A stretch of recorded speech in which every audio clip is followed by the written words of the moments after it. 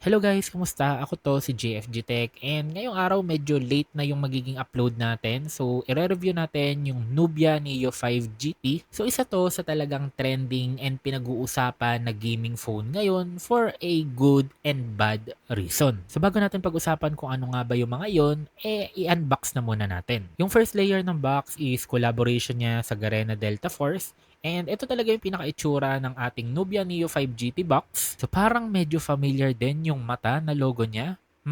Anyway, nandito na agad yung ating Nubia Neo 5 GT. And yung color na dumating sa atin ay yung Stellar Silver. And isa to sa papasok sa mga good reasons kung bakit trending yung phone na to. Kumbaga ang pogi ng pagkakadesign sa kanya, ang premium ng vibes niya, talagang pang gaming phone, 'di ba? And katulad ng high-end Red Magic gaming phones, flat na rin yung kanyang camera modules. Pero may halo din siya ng bad reason kasi ibig sabihin lang niyan, hindi ganun kaganda yung kanyang camera quality. Meron din pala siyang haptic shoulder triggers na normally nakikita nyo lang to sa mga high-end gaming phones. And meron na din siyang 18,000 RPM built-in cooling fans with RGB. So yung cooling fans, yung I logo at yung GT text, umiilaw na din. Meron din tayo ditong kasama na hard frosted case. So, pag kinabit nyo siya dito sa phone, open yung kanyang gilid. So, ang reason dito is para makahigop at makapagpabuga yung kanyang built-in na cooling fans. Nagustuhan ko din dito yung Type-C to Type-C cable na kasama. Yung kabilang dulo ng cable is naka L-shape or naka 90-degree angle. So, ibig sabihin kahit na habang nagcha-charge, naglalaro kayo, hindi siya masakit sa kamay, hindi siya masakit sa daliri. Madaling hawakan yung phone compared pag ang ginamit nyo ay yung normal na USB Type-C. Okay na okay din yung kanyang shoulder triggers. Hindi man siya physical button, meron naman siyang haptic feedback. Kumbaga may nafe-feel kayo na vibration kada natatouch nyo yung shoulder triggers na nasi-simulate yung parang may pinepress talaga kayo na totoong buttons. So isa sa nag-start dito ay yung high-end gaming phone nila na Red Magic, pero ngayon even sa mga budget and mid-range phones, may mga nakikita na rin kayo na gantong shoulder triggers. Isa pang highlight dito ni Nubia Neo 5 GT ay yung kanyang malaking screen, which is meron siyang 6.8 inches na AMOLED display. Kaya naman magandang manood dito, talagang nagpa-pop yung colors niya and nakakatulong din yung manipis na bezels and chin niya sa paglaki lalo ng itsura ng kanyang screen. Pagdating naman sa battery capacity, para sa panahon ngayon, for a gaming phone, I think medyo mababa siya. So meron siyang 6,210 mAh.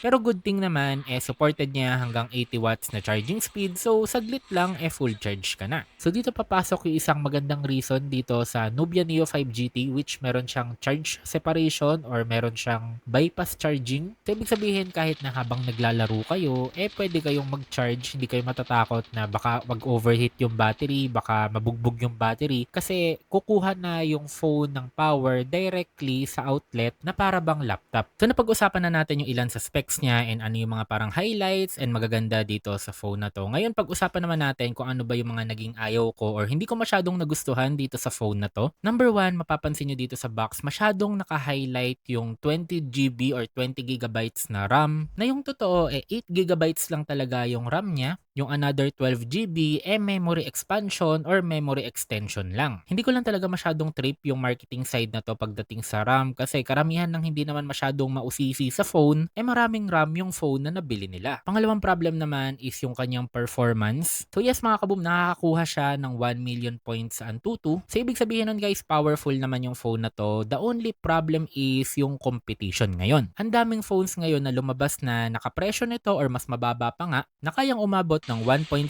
million to 2 million points Antutu benchmark. Kaya karamihan ng makikita nyo sa comments parang nahihinaan sa processor niya which is Dimensity 7400 dahil nga sa presyo nitong Nubia Neo 5 GT may other options kayo na phone na mas malakas pa dito. Pero take note lang din guys na yung budget kasi niya napunta more on sa gaming features talaga, sa haptic shoulder triggers, sa RGB and built-in cooling fans, sa bypass charging. Kumbaga pag binili nyo siya, makukuha nyo dito is experience kung ano bang meron sa isang dedicated na gaming phone. Medyo ironic nga lang na gaming phone siya pero dun pa siya bumagsak sa performance. Another thing na napansin ko parang hindi ganun ka-helpful yung kanyang built-in na cooling fans. So para masubukan to, nagtry ako mag-run ng 3D Mark Wildlife Extreme Stress Test nang hindi ko pinapagana yung built-in na cooling fans. And after 20 minutes na nagra-run yung stress test, nakakuha tayo ng 39.8 degrees Celsius sa harap and nakakuha naman tayo ng 39.7 sa likod. And pagdating sa result, nakakuha tayo ng 1048 best loop score, lowest natin 871, giving us a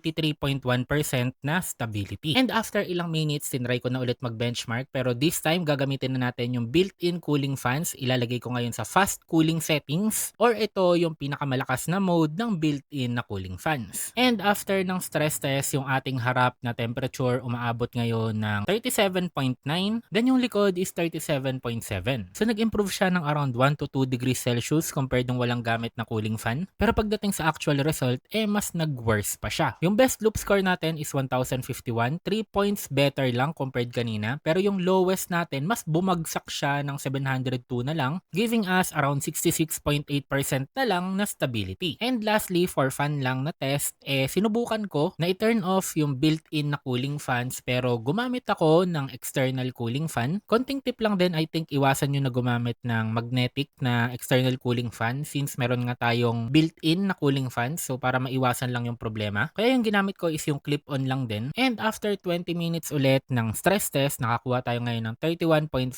degrees Celsius sa harap. And pagdating ngayon sa performance data, meron tayong 1049 na best loop score, 1045 na lowest loop score, giving us a 99.6% na stability. Ngayon kung titingnan nyo dito mga kaboom, no, konti lang naman yung performance boost pag gumamit kayo ng cooler. Ang pinakamaganda lang dito pag gumagamit kayo ng fan cooler is magiging stable siya. Kumbaga, dahil hindi siya agad iinit, mapapanatili niya or mamaintain niya yung starting performance niya. So mababawasan yung frame drops, yung paghahang, yung random na paglalag, kasi nga mas hindi siya umiinit. So para i-summarize ko tong result na may pinakamagandang stability ay yung gumamit ng external cooler. Yung first and second test lang yung medyo nakakapagtaka dahil mas bumagsak pa yung performance nung gumamit tayo ng built-in cooler. Pagdating naman sa presyo niya, nasa around 16 to 17,000 yung 8256 variant niya, and nasa around 18 to 19,000 depending kung may makukuha kayong promo yung 12256 variant niya. So yun lang muna guys, for now ito lang muna yung thoughts ko para dito sa Nubia Neo 5 GT. Lahat naman ng phone may good and bad, may pros and cons, and yan yung opinion ko para dito sa phone na to. Pero kung may gusto kayong idagdag, kung may sarili kayong opinion, kung may gusto kang sabihin na good and bad na experience mo, please comment down below para mas mapag-usapan pa natin. Don't forget to like, comment, and subscribe. See you again guys in the next video.